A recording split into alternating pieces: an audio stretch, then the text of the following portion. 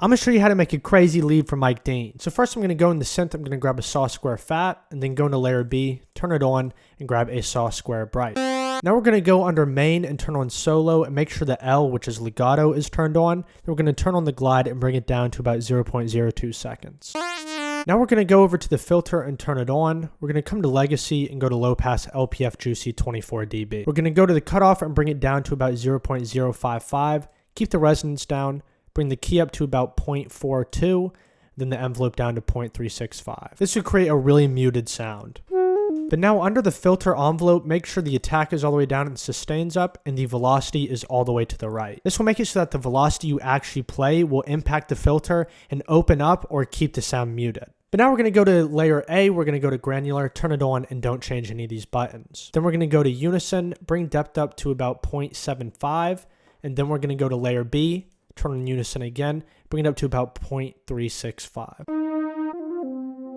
Now before we get into the effects, we're going to go to modulation, select LFO 1, we're going to go to target and filter cutoff. This will make it so that the LFO is controlling the cutoff. We're going to click this little magnifying button, keep the target parameter at about 0.55, then bring the amount down to about 0.46. This will make it so that it's super subtle, but it adds a little bit of movement.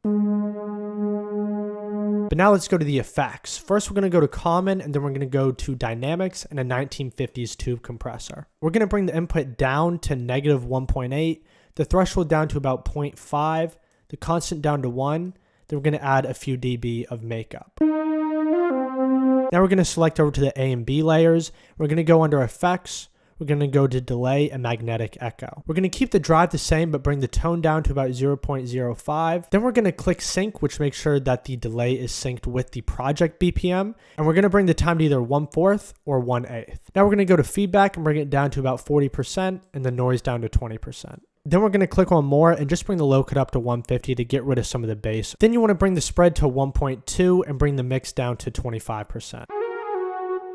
Then finally, before you hear it in a mix, we're going to go to color, tube saturator, keep everything the same, except drive up to 4.2. Now let's hear it in a mix.